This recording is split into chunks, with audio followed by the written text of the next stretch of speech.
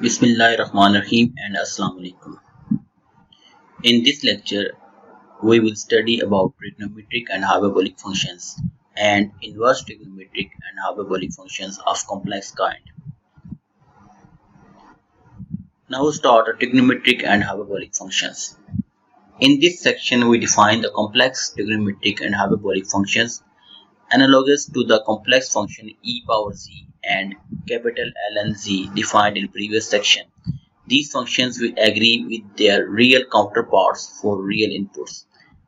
In addition, we will show that the complex trigonometric and hyperbolic functions have the same derivatives and satisfy many of the same identities as the real trigonometric and hyperbolic functions. Complex trigonometric functions.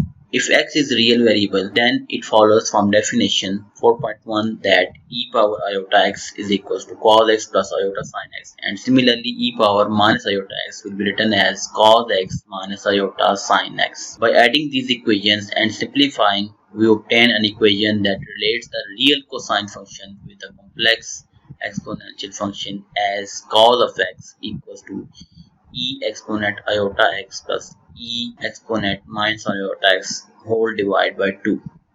In a similar manner, if we subtract the two equations in one, then we obtain an expression for the real sine function, that is sin x is equals to e exponent iota x minus e exponent minus iota x whole divided by 2 iota.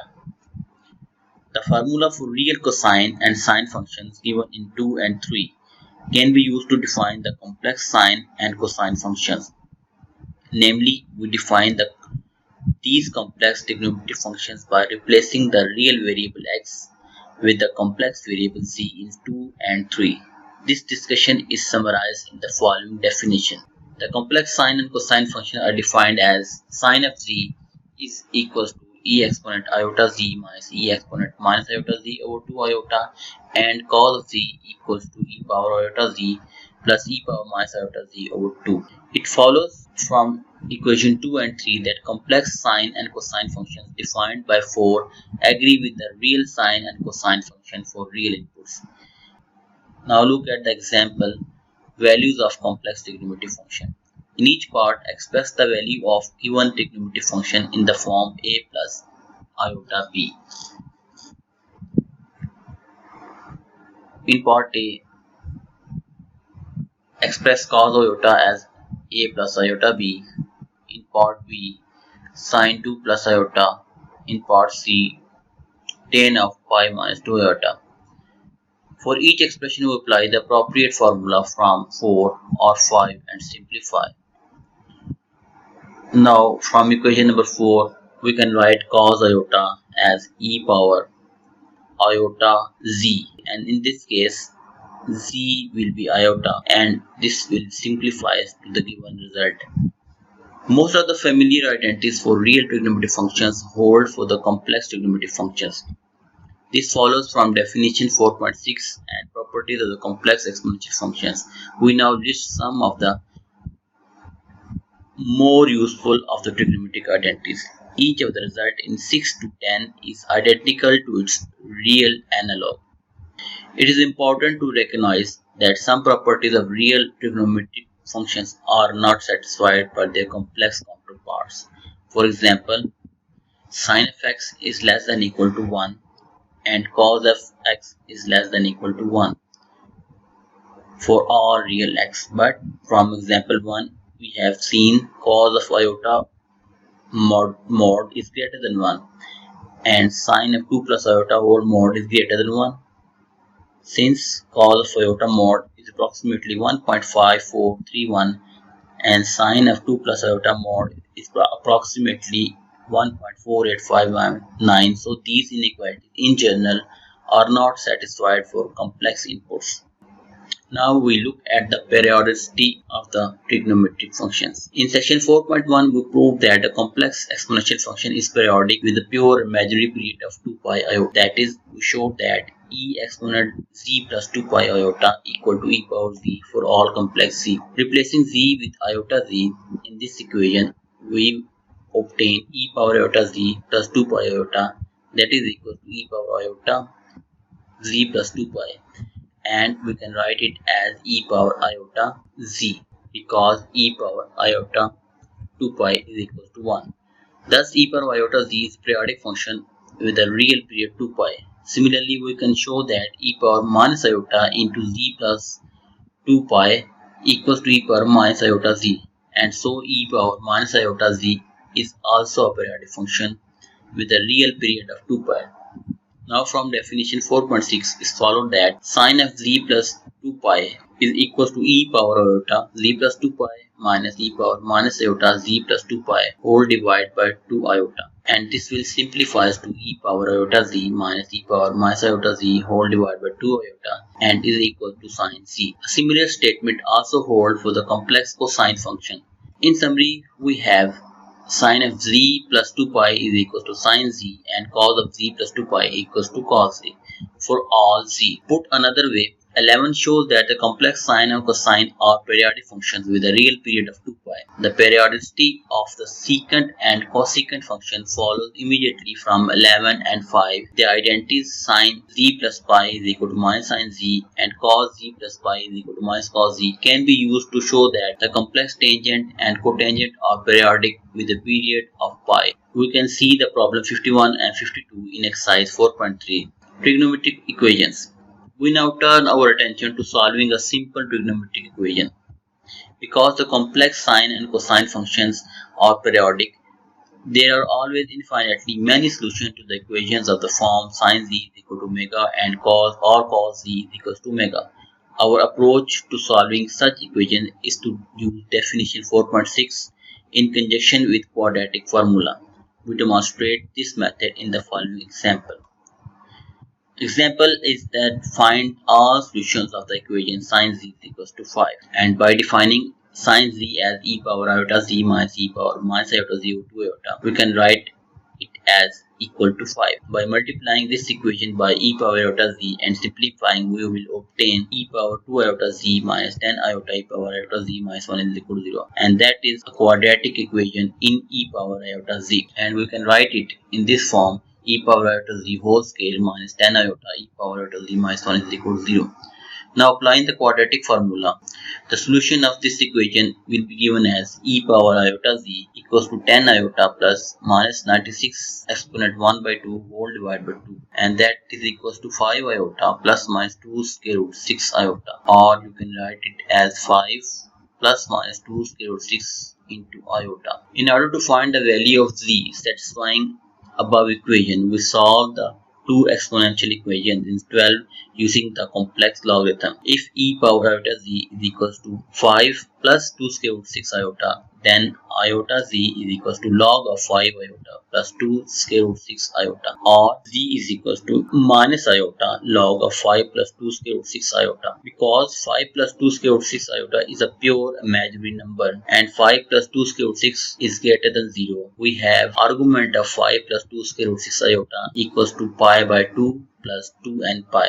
Thus, we can write z is equals to minus iota log of 5 plus 2 square root 6 iota equals to minus iota log of 5 plus 2 square root 6 iota. 5 plus 2 square root 6 with base e plus iota times pi by 2 plus 2 and pi, or finally z is equals to 4 and plus 1 pi by 2 minus iota log of 5 plus 2 square root 6 with base e for all n belongs to z. In a similar manner, we find that if e power iota z is equal to 5 minus 2 square root 6 iota, then z is equals to minus iota log of 5 minus 2 square root 6 iota.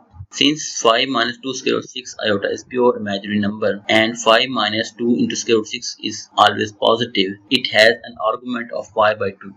And so we can write z equals to minus iota log of 5 minus 2 square root 6 iota equals to minus iota log of 5 minus 2 square root 6 with base e plus iota pi by 2 plus 2 and pi, or finally z equals to 4 and plus 1 pi by 2 minus iota log of 5 minus 2 square root 6 with base e for all n belongs to z. Therefore, we have shown that if sine z is equal to 5, then z is one of the values given in 13 and 14. Modulus. The modulus of complex trigonometric function can also be helpful in solving trigonometric equations. To find a formula in terms of x and y for the modulus of sine and cosine functions, we first express these functions in terms of their real and imaginary parts. If we replace the symbol z with the symbol x plus iota y in the expression for sine z in 4, then we obtain sine z equals to e power minus y plus iota x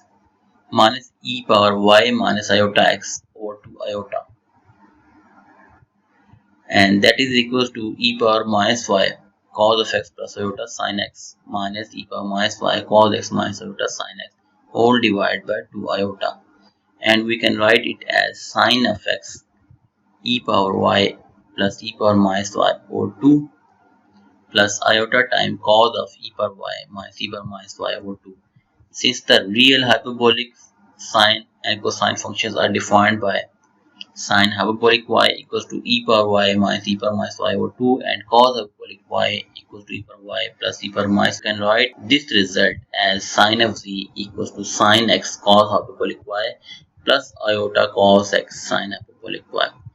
In similar manner, we can write cos z as cos x sine cos hyperbolic y minus iota sine x sine hyperbolic y. We now use 16 and 17 to devise formula for the modulus of the complex sine and cosine functions. From 16 we have sine z modulus is equals to real part square plus imaginary part square. This formula can be simplified using the identities cos square x plus sine square is equal to 1 and cos hyperbolic square y equals to 1 plus sine hyperbolic square y for the real trigonometric and hyperbolic functions. So we can write it as sine of z mod is equals to sine square x plus sine hyperbolic square y. Similarly, we can write cos of z mod is equal to cos square x plus sine hyperbolic square y whole square. Now an important discussion. You may recall from calculus that the real hyperbolic function sine hyperbolic x is unbounded on the real line. See the figure 4.11a. As a result of this fact, the expression in 18 and 19 can be made arbitrarily large by choosing y to be arbitrarily large. Thus, we have shown that the complex sine and cosine functions are not bounded on the complex plane. That is, there does not exist a real constant m, so that sine of z mod is less than m for all z in C. Nor does there exist a real constant m, so that cos of z mod is less than m for all z in C. This, of course, is quite different from the situation for real sine and cosine functions, for which sine of x mod is always less than equal to 1 and cos of x mod is always less than equal to 1 for all real x. Now we will define another important term called zeros. The formula derived for the modulus of complex sine and cosine are helpful in determining the zero of these functions. Recall that the zero of a real sine function occur at integer multiple of pi, and that the zero of real cosine function occur at odd multiples of y by 2. Since the complex sine and cosine functions agree with their real counterparts for real, it follows that these zeros of the real sine and cosine functions are also zero of complex sine and cosine function. It is a natural question to ask whether the complex sine and cosine functions have any additional zeros in the complex plane. One way of answering this question is by solving the equation sine z is equal to 0 and cos z is equal to 0 in the manner presented in example number 2. A different method involving recognizing that a complex number is equal to 0 if and only if its modulus is 0. Thus, solving the equation sine z is equal to 0 is equivalent to solving an equation sine z mod is equal to 0. Using equation 18, we see that if sine z mod is equal to 0, then sine square x plus sine hyperbolic square y whole square root will be equal to 0, which is equivalent to sine square x plus sine hyperbolic square y is equal to 0. Since sine square x and sine hyperbolic square y are both non-negative real numbers, this last equation is satisfied if and only if sine x is equal to 0 and sine hyperbolic y is equal to 0. As just noted, sine x is equal to 0 when x is equal to n pi, n belongs to C, and inspection of figure 4.11a indicates that sine hyperbolic y equal to 0 only when y equal to 0. Therefore, only situation of the equation sine z is equal to 0 in the complex plane are the real numbers z is equal to n pi n belongs to z, that is zeros of the complex sine function are the same as the zero of the real sine function. There are no additional zeros of sine in the complex plane. This is not the same as the situation for polynomial function, where there are often additional zeros in the complex plane. In essentially the same manner, we can show that only zeros of the complex cosine function are the real number z equals to odd multiple of pi by 2, where n belongs to z. You can see this in problem 41 in exercise 4.3. In summary, we have sin z is equal to 0 if and only if z is equal to n pi, and cos z equal to 0 if and only if z is equal to odd multiple of pi by 2 for n belongs to z. Analyticity. The derivative of complex sine and cosine functions are found using the chain rule 6 in section 3.1, analogous to the real sine function. The derivative of complex sine function is the complex cosine function, means d by df of sine x is equal to cos of x. Similarly, d by d z over cos z is equal to minus sine z. And in this table, we have shown the derivative of complex trigonometric functions. The sine and cosine functions are entire, but the tangent, cotangent, secant, and cosecant functions are only analytic at those points where the denominator is non-zero. From 20 and 21, it then follows that the tangent and secant functions have singularity at z is equal to 2n plus 1 pi by 2 for n belongs to z, whereas the cotangent and cosecant function have singularity at z is equal to n pi for n belongs to z.